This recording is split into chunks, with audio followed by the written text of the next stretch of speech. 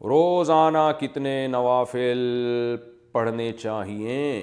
حدیث میں آتا ہے کہ کثرت سے نفل نماز پڑھو، تو روزانہ کتنے نفل پڑھیں جو کثرت میں شمار ہوں گے؟ کیا اس کی کوئی مقدار طے ہے یا نہیں؟ کاشف علی، اتر پردیش۔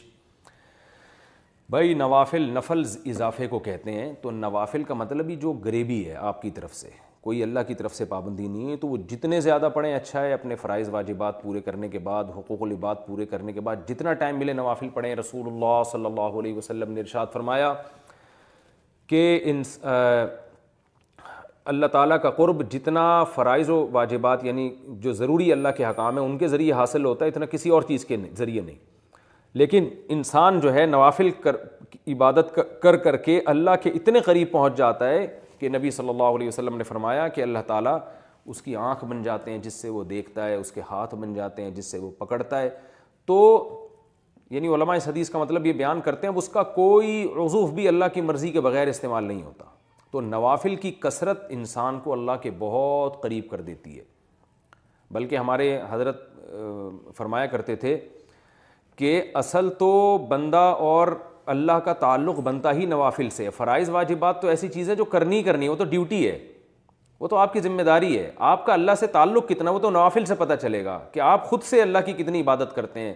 نفلی صدقات ہو گئے اور نفلی عبادت ہو گئی، نفلی روزے ہو گئے، تو یہ تو جب پتہ چلے گا کہ جو آپ اضافی کتنا کرتے ہیں اللہ کے لیے، اس سے آپ کے اللہ کے تعلق کا پتہ چلتا ہے۔ اس لیے اللہ نے اہل ایمان کی جو صفات بیان کی، اہل جنت کی، اس میں نوافل کی کثرت کو اللہ نے بیان کی ہے کہ صبح و شام اللہ کا ذکر کرتے ہیں، تہجد پڑھتے ہیں۔ تو اس لیے نوافل جتنے چاہیں پڑھیں اچھا ہے۔ ہاں، اس سے آپ کی جو ذمہ داریاں ہیں، حقوق العباد، وہ ضائع نہیں ہونے چاہیے۔ ایسا نہ ہو کہ اتنے زیادہ کہ پڑھنا شروع کر دیں یا اتنی نفل عبادت میں مشغول ہو جائیں کہ والدین کے بنیادی حقوق یا بیوی بچوں کی بیسک حقوق ضائع ہونا شروع ہو جائیں، یہ پھر غلط ہو جائے گا۔ باقی جتنے چاہیں پڑھیں، اور کچھ نوافل ایسے ہیں جن کی احادیث میں ترغیب ہے، جیسے صدقات و خیرات میں تو جتنے چاہیں کریں، اور روزے میں حدیث میں آتا ہے کہ ایام 20 کے روزے آپ صلی اللہ علیہ وسلم نے اس کی ترغیب دی ہے، یعنی چاند کی جو 3 تاریخیں ہیں، 13، 14 اور 15، ان تاریخوں کے روزے اور پیر اور جمعرات کا روزہ۔ اس کے علاوہ بھی کبھی موڈ ہوا تو آپ روزہ رکھ لیں، کوئی پیر جمعرات کی قید نہیں ہے۔ ویسے ہی انسان کا بعض دفعہ منگل کو روزہ رکھنے کا موڈ ہوتا ہے تو منگل کو رکھ لیں۔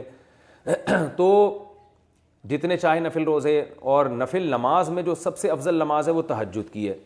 تو آپ اگر اپنے نوافل میں کچھ اضافہ کرنا چاہتے ہیں تو تہجد کی نماز پڑھیں آپ سب سے پہلے، اور اس کے علاوہ پھر اشراق کی نماز ہے، چاش کی نماز۔ بعض علماء کہتے ہیں اشراق اور چاش ایک ہی نماز ہے، اور جمہور علماء کہتے ہیں الگ الگ نماز ہے۔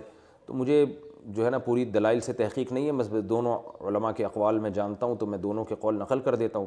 بہرحال چاش تو اشراق کو الگ الگ پڑھ لیں تو ڈبل ہو جائے گی، اس میں کیا جا رہا ہے۔ جو اشراق کا وقت ہے جمہور کے قول کے مطابق وہ سورج جب ایک نیزہ بلند ہو جاتا ہے پھر شروع ہوتا ہے، اور چاش کا وقت جو شروع ہوتا ہے وہ جب سورج بالکل درمیان میں پہنچتا ہے 45 کے زاویے پر، تو اس کے بعد آپ زوال سے پہلے، یعنی چاش کی نماز زوال سے پہلے تک رہتی ہے۔ اس کے علاوہ جو ہے اوابین کی نماز ہے، چاش ہی کی نماز کو حدیث میں اوابین کی نماز کہا گیا ہے۔ تو یہ گریبیاں ہیں، جتنی چاہیں لگائیں اتنا اچھا ہے۔ البتہ سنت موقدہ پڑھنا بہرحال ضروری ہے، جو 12 رکعتیں ہم پڑھتے ہیں۔